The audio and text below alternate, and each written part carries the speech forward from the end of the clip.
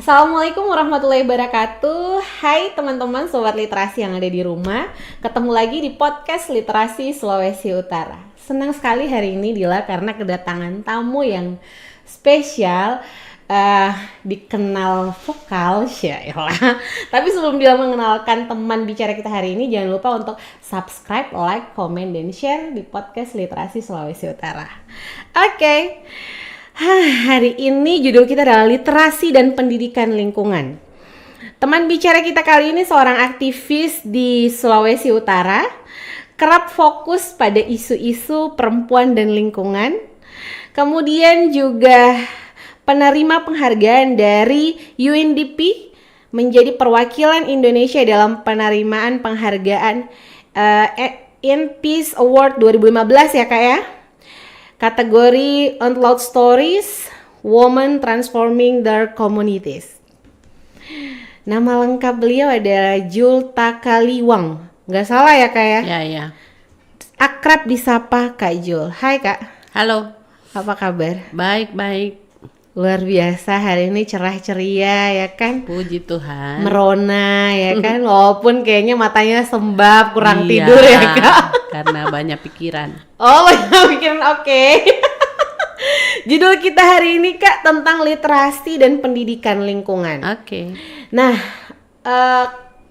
dia mau tanya dulu nih, aktivitas yang saat ini dijalankan Kak Jul, Iya. akhir-akhir ini nih apa aja sih? Kalau yang paling terakhir 3 tahun terakhir. 3 tahun terakhir. 3 tahun terakhir saya sedang melakukan advokasi intensif untuk menyelamatkan Pulau Sangihe dari ancaman sebuah perusahaan tambang karena Sangihe pulau kecil. Yap. Dan itu adalah ruang hidup, bukan ruang untuk malapetaka. Ya. Baik. Oke, ya gitu ya sobat literasi. Oke, Kak Jul, fokus tadi juga sudah sampaikan bahwa kalau Jul ini fokus di isu-isu perempuan, kemudian juga barusan ini terhadap anak juga, kemudian juga isu lingkungan yang lagi hype saat ini gitu ya, yang menjadi fokus utama saat ini. Nah, Dila pengen tanya ke Kak Jul, akhirnya tertarik di jalan sebagai seorang aktivis. Ya. Itu seperti apa Kak awalnya? Awalnya dulu waktu selesai kuliah saya tidak punya bayangan untuk ini menjadi aktivis. Yang pasti waktu kuliah dulu memang hobi naik, bukan kuliah, dari SMA. Dari SMA sampai kuliah itu kita sering naik gunung. Kemudian waktu kuliah pernah ikuti lomba napak tilas 1-2 minggu di dalam hutan, berjalan dari Maros ke Bantimurung. Ya, itu luar biasa. Wow. Dan memang saya suka alam ya dari dahulu juga sangat hubungan erat dengan alam. Nah, lalu saya setelah selesai kuliah 91, 92 ikut dengan dengan sempat juga masuk di dunia jurnalis beberapa tahun lalu, kemudian 98 baru masuk di Yayasan Suara Nurani Minahasa. Nah, awal-awalnya itu masuk melalui program perempuan. Ya, di sana ada program perempuan. Lalu kami pergi ke mendampingi kasus di Buyat waktu itu. Ya, di sana ada waktu kasus PT Nyuman Minahasaraya. Nah, saya melihat di situ dengan mata kepala sendiri tentang korban dari pencemaran lingkungan. Ya, anak dan perempuan yang paling rentan, yang paling menderita. Nah, karena dengan mata kepala sendiri menyaksikan korban yang begitu parah ya, terutama anak-anak yang mengalami sakit kulit, kemudian ada pendarahan, ibu-ibu menjadi lumpuh, macam-macam yang dialami, mereka mengalami benjolan yang banyak. Dari situ kemudian saya melihat bahwa ini ada persoalan serius ketika kita mengabaikan bagaimana kita menjaga lingkungan agar ini betul-betul menjadi ruang hidup yang nyaman, aman buat komunitas. Nah, mungkin itu yang menjadi melatar belakangi sehingga kemudian saya jauh sekali ke persoalan pembelaan hak bagaimana mengadvokasi masyarakat di sekitar wilayah tambang, karena ya mungkin ada trauma, tetapi sikir tidak salah juga karena sekarang kita menghadapi climate change. Kita tidak bisa berdusta bahwa ancaman tsunami, kemudian ada pulau-pulau yang makin mengecil, ada abrasi, lalu kemudian kita menghadapi pola pembangunan yang selalu diputuskan sepihak oleh pemerintah, misalnya dengan reklamasi pantai, dan mereka tidak berpikir ada di daerah lain, ada wilayah yang menjadi laut makin ke dalam sehingga ancaman terhadap penduduk itu sangat serius. Akhirnya di situ yang menjadi kemudian tertarik, kenapa tidak saya tidak bisa fokus, kembali lagi, nggak bisa terus move nggak bisa kemudian kembali lagi ke awal gitu. Dan saya juga kemudian dari sana menjadi aktivis untuk membela perempuan dan anak-anak, karena saya sampai sekarang masih ketua LPA Sulut, Lembaga Perlindungan Anak. Sampai sekarang ya Kak ya. Siap. Oke. Tadi bicara soal perlindungan perempuan dan perlindungan anak gitu ya Kak ya. Nah, dia pengen tahu bagaimana sih kemudian memformulasikan, membangkitkan kepedulian kita sebenarnya, atau orang tua atau masyarakat atau generasi sekarang lah terhadap lingkungan. Mungkin kita bicara dari mulai sejak dini mungkin Kak. Seperti apa?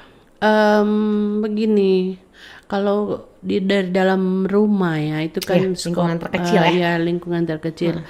Kemudian kita tidak mengajarkan hal-hal yang sangat penting ini kepada anak-anak, maka kita akan mendapatkan anak-anak yang skeptis, yang tidak punya kepedulian, mereka membuang sampah sembarangan, kemudian tidak punya sense bagaimana empati, tidak hanya kepada ini ke alam, tetapi harus dimulai juga dengan komunikasi dengan orang tua, bersosial dengan kakaknya atau adiknya. Hal-hal itu penting sekali ditanamkan sejak kecil. Nah, kalau misalnya dalam konteks Kota Manado, saya kira anak-anak yang umur-umur mungkin TK SD kan sudah pernah melihat kalau ada banjir, kalau Manado pernah mengalami hal itu, lalu kemudian kalau ada badai, ada sampah, mereka kan suka pergi ke mall dibawa ibunya.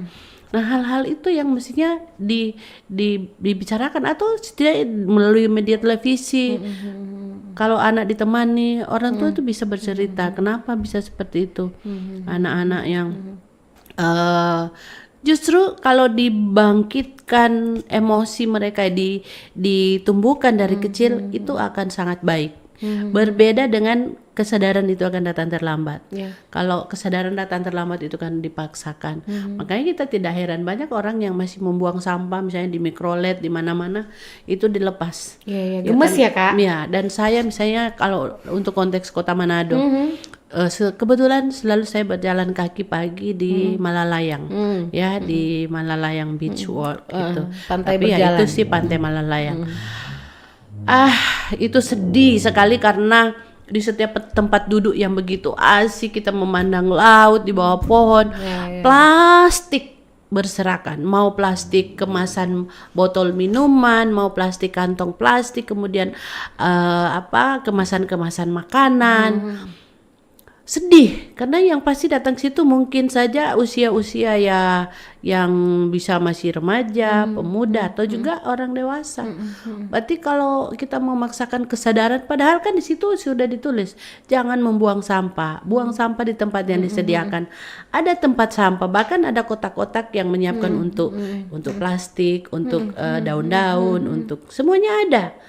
Nah, mungkin hari ini masih ada orang buta huruf yang datang ke sana. Itu menarik Kak. Nah, kalau menurut Kak Jul, apa sih sehingga tuh orang bisa berperilaku seperti itu? Padahal sudah ada fasilitasnya ya. Kalau mau dibilang, fasilitasnya jauh misalnya tempat dekat, padahal dekat gitu. Itu habit. What do you think Kak? Habit. Iya. Karena dia dari rumah sudah tidak peka, tidak mempunyai kebiasaan, tidak dibangun dari kecil. Jadi kemudian di jalanan menjadi penyampah.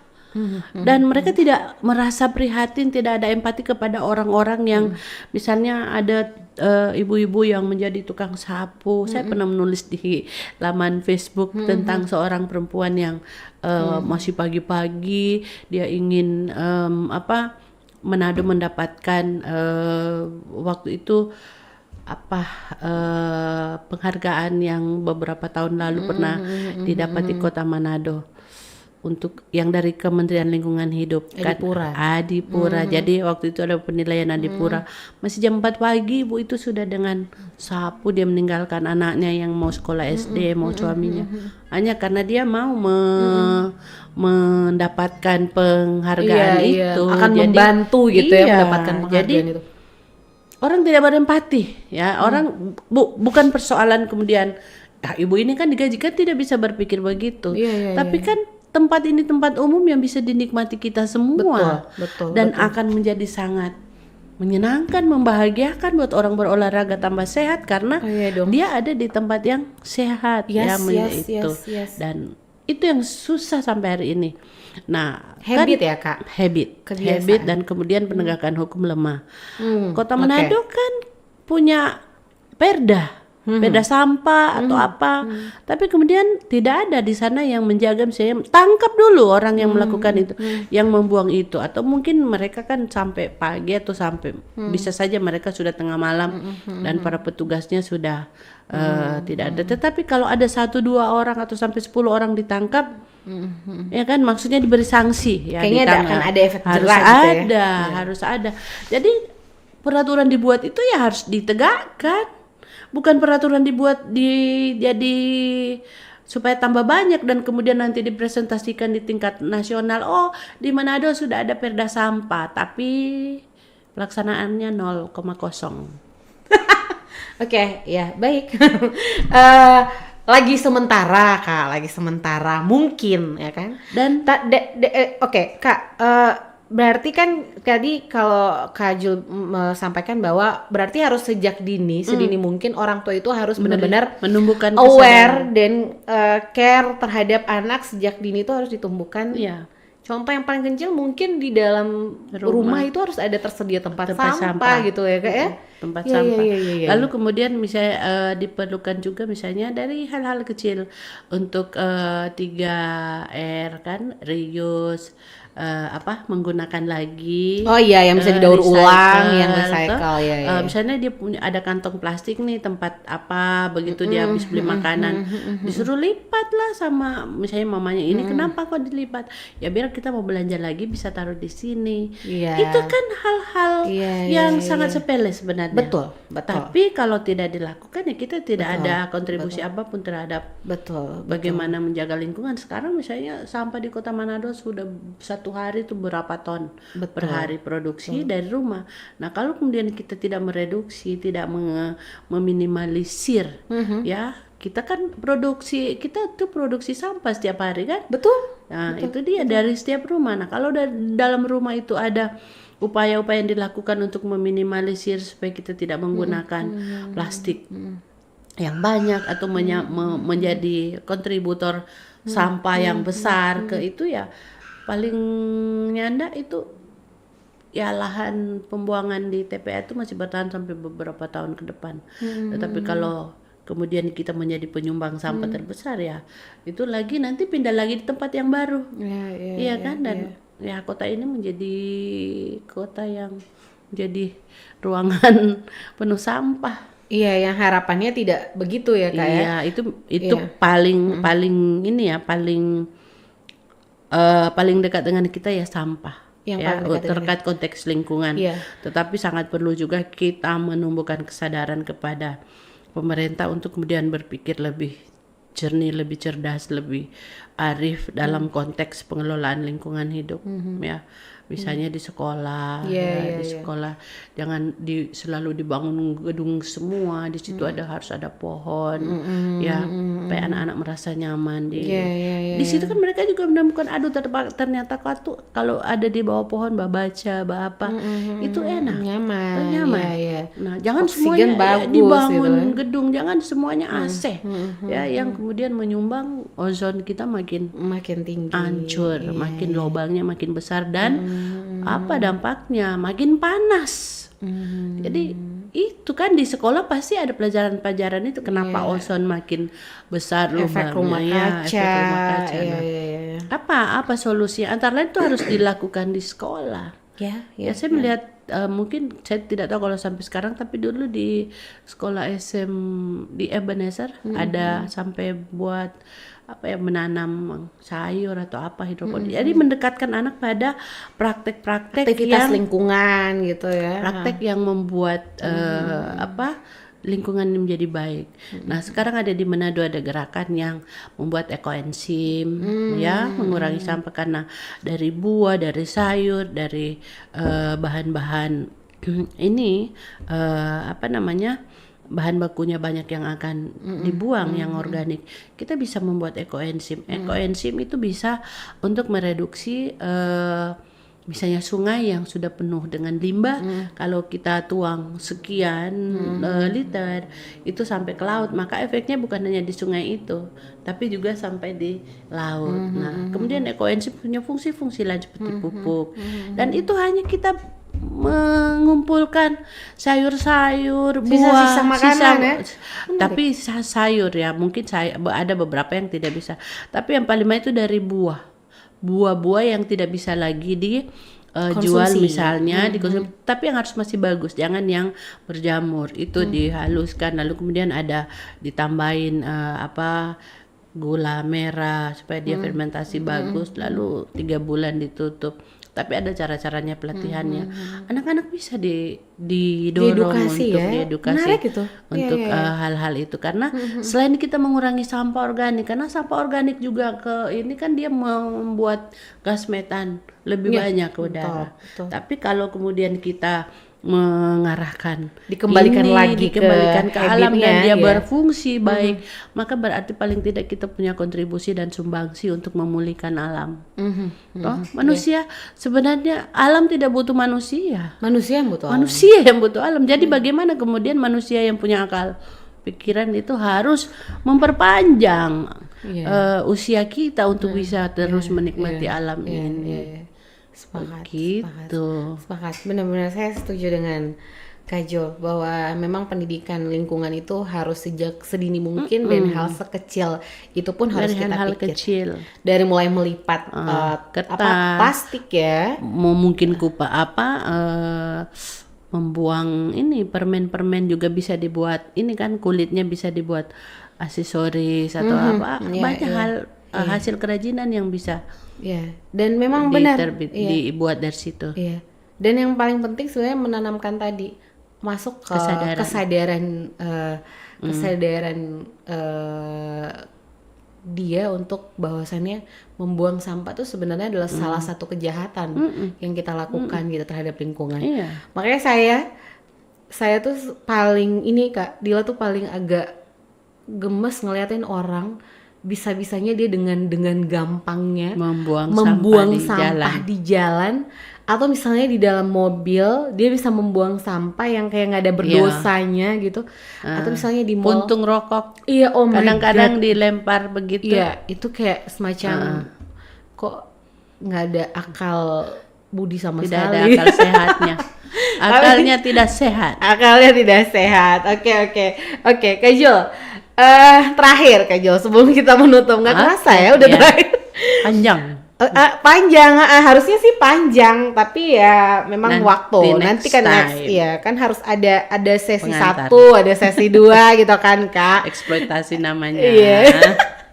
Kak, boleh nggak membagi tips dan trik gimana sih kemudian agar kita semangat terus untuk menjaga lingkungan gitu? Tipsnya ya kita hanya menyadari diri aja bahwa kita hanya manusia sehat untuk berkontribusi baik untuk keberlangsungan kehidupan yang lebih baik, dan bagaimana menjaga alam ini tetap terus untuk kita nikmati. Itu sih. Jadi ya mau orang tua mau anak-anak harus diajak untuk menyadari diri siapa dia di bumi ini, di alam ini siapa. Kita hanya bagian kecil dan semua harus ya bersyukur karena Tuhan menciptakan kita untuk masih bisa menikmati yang ciptaan yang mulia sampai hari ini. Yang dia lagi mikir tuh kalau misalnya kita senang membuang sampah ke laut, bayangkan kalau laut itu tidak asin. Iya. Bayangkan kalau laut itu tidak asin. Dia pasti akan kembali dengan rasa nano-nano. Oh my god, jadi memang jangan sampai ya sobat literasi ya membuang sampah di laut ataupun di mana aja lah, karena memang sampah adalah salah satu membuang sampah salah satu kejahatan sih menurutku juga. Iya. Sudah harus ditanamkan seperti itu. Jadi kalau anak-anak dibilang kayak apa begitu, jangan itu coba maksudnya dan konteksnya ke suatu perbuatan yang tidak baik. Tidak baik ya. Oke. Kak Jul, thank you ya. Sama-sama. Walaupun waktu kita, mudah-mudahan ini bermanfaat dan terus memberikan inspirasi selalu. Iya, mudah-mudahan. Kak Jul, sukses terus untuk semua hajat-hajat ke depannya. Amin. Dan pokoknya sukses, jaga kesehatan. Walaupun terlalu sibuk, tapi jangan lupa kesehatan juga penting untuk dijaga. Mantap. Oke, Sobat Literasi, terima kasih. Mudah-mudahan terus bermanfaat. Dan jangan lupa untuk terus menyaksikan podcast Literasi Sulawesi Utara. Dan untuk keberlanjutan podcast ini, jangan lupa subscribe, like, komen, dan share di podcast Literasi Sulawesi Utara. Sampai jumpa dan salam daya baca.